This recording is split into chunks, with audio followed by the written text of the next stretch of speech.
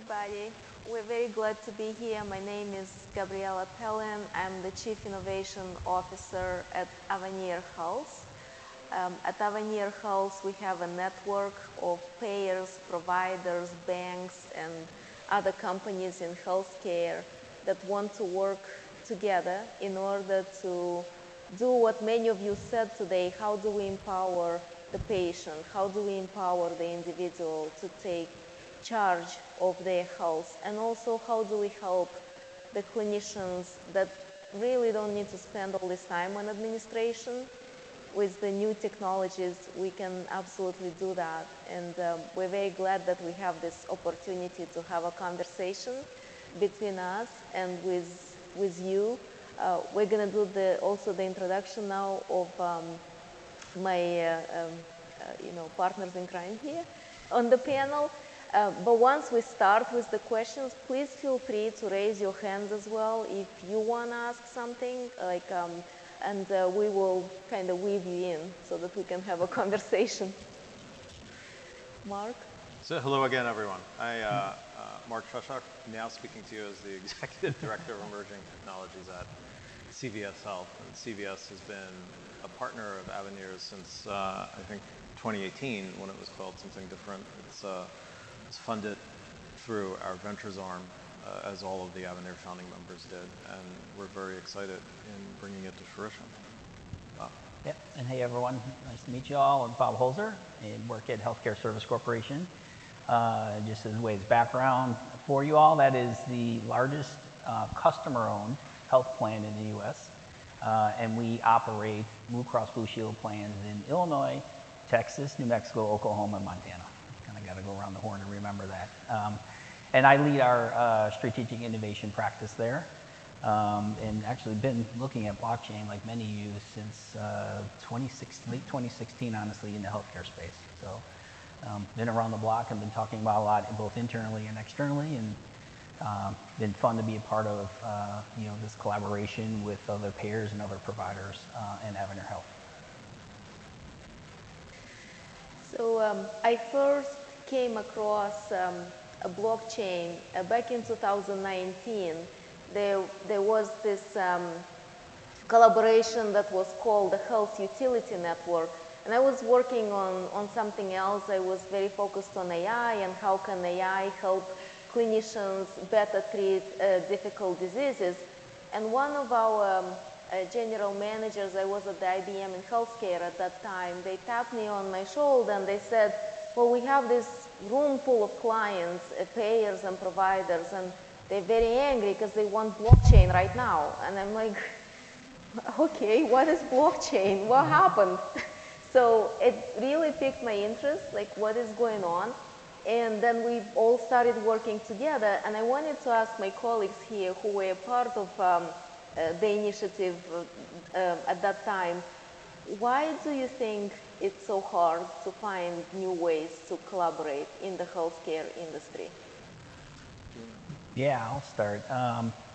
One, because we continue to operate in our silos. Right? I mean, healthcare's had these challenges for decades, honestly. And I think every one of us has been trying to solve it in the way we think best to solve it, within our four walls. I think what we realized, though, coming together with this group and this consortium, is that there's a better way. Like, we can't solve these things independently, because then we run into challenges and we don't really understand from a payer side, we don't understand the challenges truly on the provider side until we start talking to them.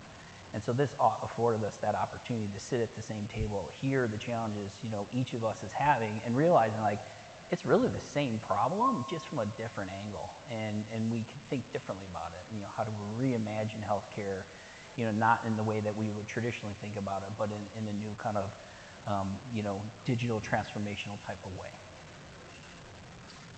Yeah, and I would say two things. One, I would say corporations in motion tend to stay in motion, and the other is what I'll call the small dollar problem. So that if we have years of momentum behind us around specific ways of solving specific pieces of our business, and it's very hard to get well-meaning folks within our organizations to think differently about that, to change direction, to even consider changing direction. And then that gets me to the small dollar problem. Whenever it is in most large companies that, we're tasked with either coming up with initiatives to reduce cost or initiatives to generate revenue, typically the way these exercises work is a prioritized list comes. The things have to deliver value in 2 quarters or 1 quarter, and the value they deliver has to be hundreds of millions of dollars, right? So if we have a pilot that could cut 90% of the cost out of something, let's say, but it will take us a year to scale it across our business, or it will take us 2 years to get to that threshold, right? These ideas never kind of escape the lab, right? Because they always miss on this prioritized list from that perspective. So it requires leaders in companies, right, to be willing to think differently, right? To say, okay, we're gonna take these top 10 ideas and we're gonna reach down and we're gonna grab these ideas that are profound and incubate them further and let them continue. And I think those are some of the challenges that we see. Well, thank you for that insight. The next question is going to be around trust. And I want to say that the healthcare industry, as many of you know, is notorious in the United States for misaligned incentives.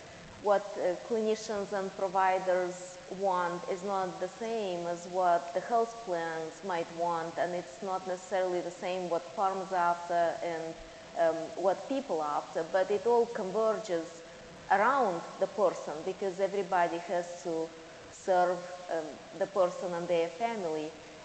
But having those misaligned incentives, it leads to the fact that there is not real trust. And Mary opened today, and I think Tori also said that we as people have difficulty trusting the industry today.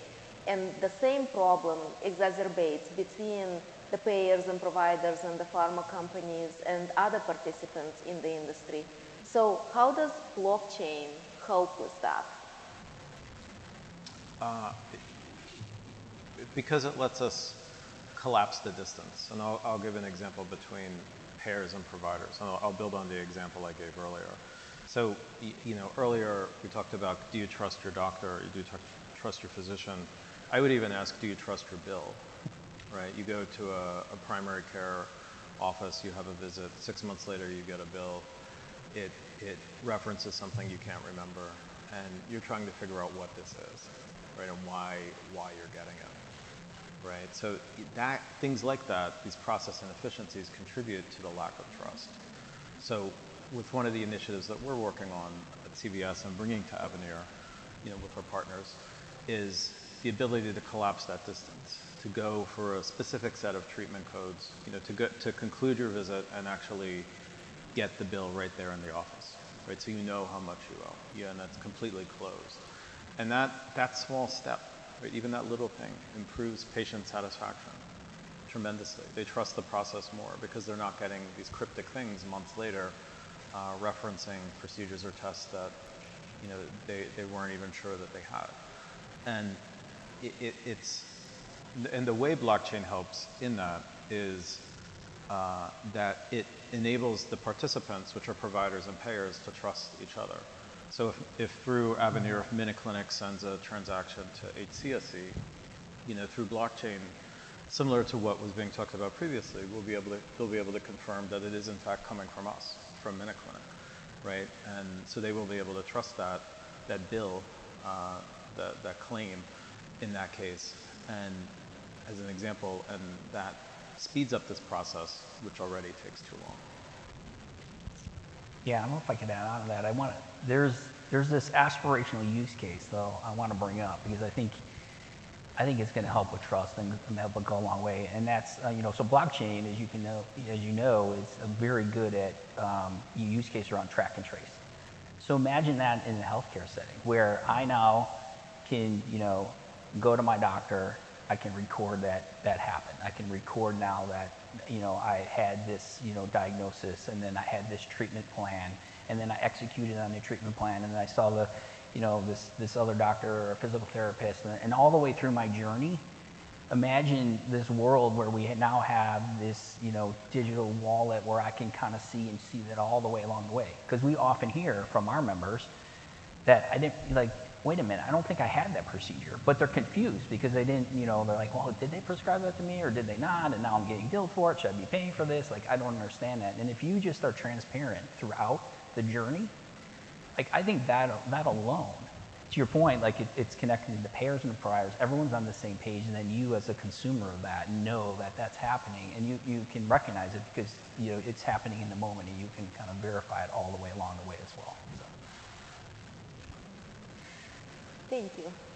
We're going to switch a little bit to the person. If you were to visualize what's going on in the technology stacks that are available today on the market, that hospitals use or health plans use, what everybody is using, it's not necessarily on the same standard. It's not necessarily talking to each other in a way that is connected, right? So it's not enough to create the connections between the parties. It's also very important that the back office gets streamlined onto one set of standards.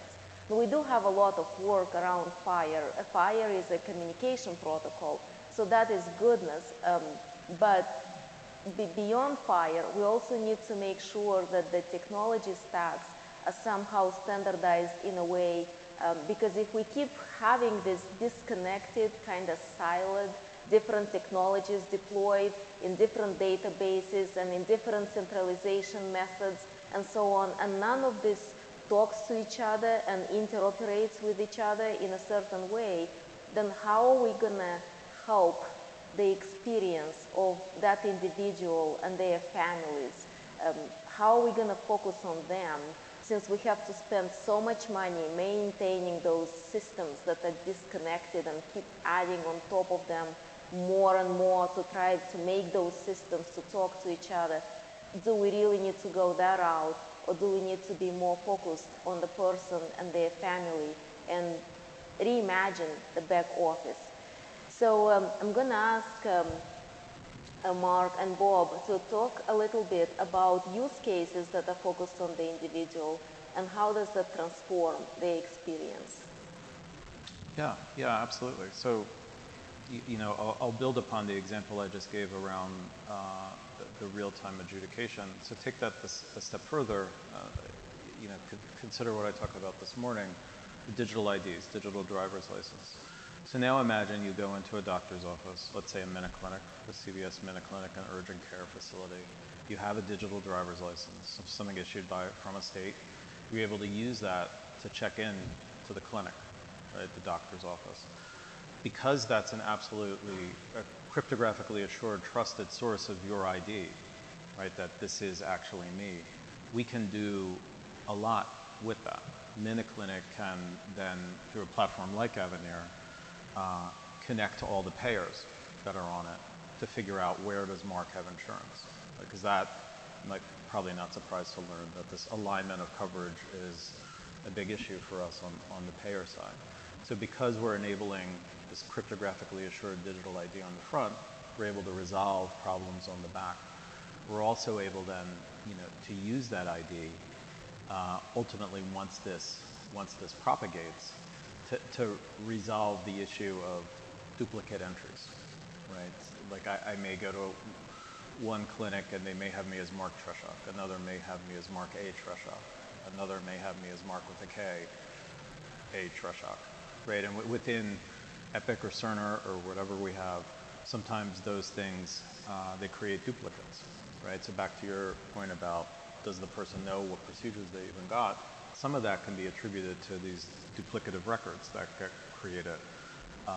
And this isn't even considering the ones that are created nefariously, right? So, incorporating something which is coming anyway, right, digital ID, into the very, very front end of healthcare at the provider's office can simplify things for the provider and the patient and help collapse the distance with the back end. Sounds good. You're in? Yeah, I agree. I mean, we're all talking about, right? Yeah. Okay, so now that we've talked a little bit about this digital fabric, so to call it, that is going to connect but also transform the back offices of the payers and providers.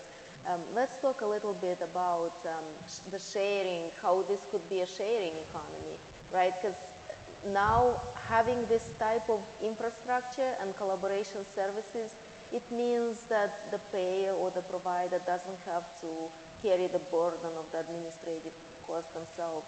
So Bob, why don't you start this one? Do you have any examples? Yeah, I do. And so I'm in innovation, so I like to be visual. And so let's kind of put you in the shoes of probably something that happens to you every day. And I'd love to hear, or not every day, but anytime you go after some large treatment, like let's just say knee surgery, maybe 3 weeks after you've had that procedure, you get a letter. Let's pretend this is a letter. Comes in snail mail. And you open it, it's from your health plan, and they're asking you questions like, I see you had this knee procedure. Do you have secondary insurance? And you're probably looking at it, it's like, well, why doesn't my insurance plan know that I have, that I may or may not have, or that, one, they're the primary, and that, yes, they should know that I already have other insurance kind of thing. But we don't. And I think the theme here, I heard a lot is data, access to data, and how do we get access to data? And not in a way that I have to move data. So data hops is bad in our world. We don't want to be moving data. We don't want to, pull in lab data and store it in our servers. We want it to stay where it's at, but have an ecosystem that we can connect to data. So one of the use cases we've been talking a lot about and that we're working on is around what we call coordination of benefits. So it's the idea that we can determine primacy or secondary, tertiary insurance that someone, our members in this case, or a patient has. But we can't get access to that data because the other data that we need is with another health plan, So Aetna in this case, I need to know and have access to their data. And then we can run standard rules. Like there's NAIC mark type of rules that I can run to determine who is secondary or primary or whatever. So we're looking at blockchain as a way through the ecosystem and kind of a Firebase exchange to have access to data that doesn't have to move to me, but I can actually run my rules against it because I have permissions to see data that Aetna has and data that I have, and then determine that there is primacy, and then we can flag that. And then Aetna, on their side, can determine that really quickly. And then long term, the provider now can actually properly bill because now they know who primary and secondary is. So they don't have to send the bill to someone they think is a primary, then we get it, and then we pay it as a primary, and then we find out later we're the secondary, and now we got to go recoup all those costs. And the providers are not happy with us, our members aren't happy with us, and so on and so forth. So, that's kind of how we're seeing some use cases that, is impactful not only to our members, but all of our other kind of customers who are in the kind of that journey. And I would say to build on that, an opportunity for all of us is to look upon blockchain and look upon platforms like Avaneer as an opportunity to defer some of this capability from within our four walls to someplace external. So our organizational instinct, right, as a big company is to build a database of coverage internally. We'll build a database, right, and maintain it and get data from other places and tend to its caring and feeding. But that's suboptimal. Because he's going to do the same thing and others are going to do the same thing. The benefit of this is, and this requires as much of a mindset change within our companies as a technology investment, is to say, okay, the source of that data, can be something like Avaneer. So we could rely upon them for the source of the data. All we have to do is connect to them and consume it. Right? Whether it's MinuteClinic that's consuming it, or Aetna that's consuming it, or some other business unit within CVS that's consuming it. So we have to be, willing as an organization to do that. And once we do that, we're able to move up the stack, right? To use a nice tech term, right? To get out of in this case the business of housing data, right? And managing data and keeping it in sync. Let Avaneer do that as a platform. We could do what we do best. Yeah, and to be clear, not in an HIE kind of way, not a collection of an aggregator of data. This is all about the source of the data is still the source of the data, whether that's Aetna or we're using blockchain as a endpoint verifier to make the connections, and then have pointer hash of where that data is located, and then we're permissioned to see it or they're permissioned to see it. So I want to be clear on that because that's kind of the important part of this. Yes, absolutely. We had a lot of debates of, and somebody presented today and they talked about Web 2.5, where you need to do some centralization before you move to decentralization. And in our case, it was very important for all of our network participants to keep ownership of their data. So although we manage it and we are the operator of the network, we don't actually see the data. The data is just moving between the authorized parties based on the handshake that blockchain provides. So I also wanted to ask you, how does this accelerate digital transformation at your companies? Because many of the people sitting here are going through digital transformation, especially after the COVID. This accelerated a lot. Would you guys comment? I'll build on the example I just gave, right, where it gives us the opportunity to offload some of these tasks to the Avaneer platform itself. Right? Like we don't, in this case, we wouldn't have to build an internal database or data lake to contain this data to house it. If we're able to connect to Avaneer and use this federated model of data sharing. So things like that make it easier for us to make progress, right? It lets all of us kind of go up the stack. Right, to think about other problems beyond simply aggregating the data or getting the data that we need to solve the thing that we need. Right.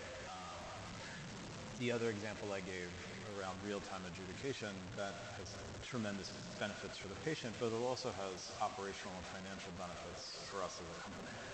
Right. If the individual pays before they leave the office, you can imagine that the write-off rates for that population go down considerably. Just as an example, there are third-party fees that can be avoided because we settle that claim kind of immediately. And that right now in a small way, which will hopefully become a big way, can fuel, it pays for itself. It pays for innovation, right? Because the application is saving money as we deploy it, right? Paying itself forward for continued work. So those are two opportunities. Yeah, and kind of similarly, we think about it.